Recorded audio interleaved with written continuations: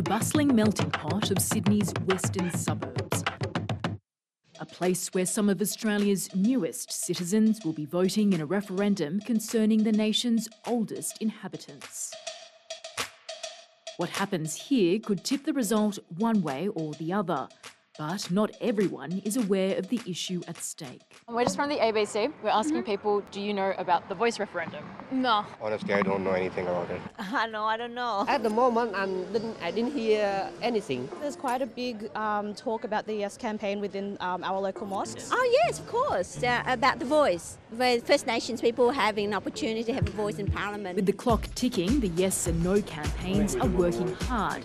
Firstly, to explain to people what the referendum is actually about, and then to convince them of their case. The culturally diverse vote is absolutely crucial in the referendum. It will determine the outcome in New South Wales, in Victoria, and quite probably in Western Australia and perhaps in South Australia.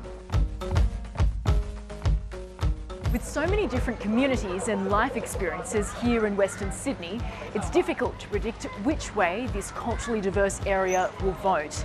For some, the very idea of a referendum is new, and they're getting conflicting messages from both sides of the debate. Vietnamese community groups in Cabramatta are going door to door to talk about the voice. They say many here have had little exposure to Indigenous people and limited knowledge of Australia's colonial history. Now we've been here 40 years and we don't have any chance to get the communication with the First Nation. That's the reason why we got a gap to understand what the nation lost during the past.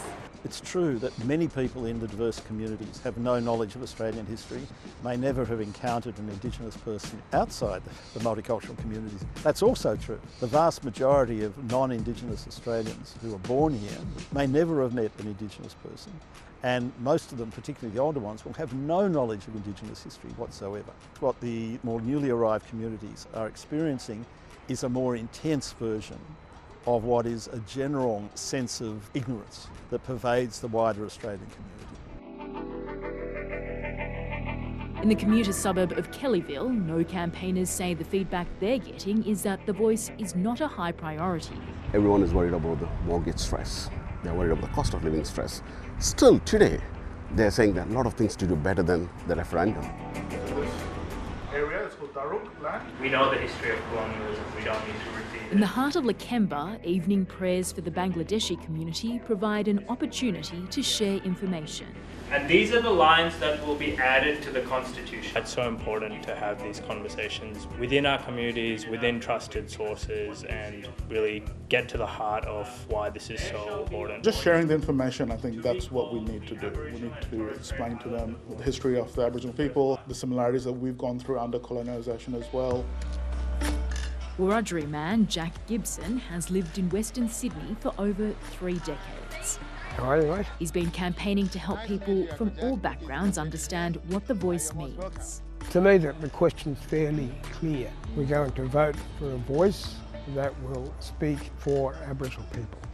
That's pretty clear. I think people are confused because there's a message being sent that, you know, if you don't know, vote no. If you don't know, find out.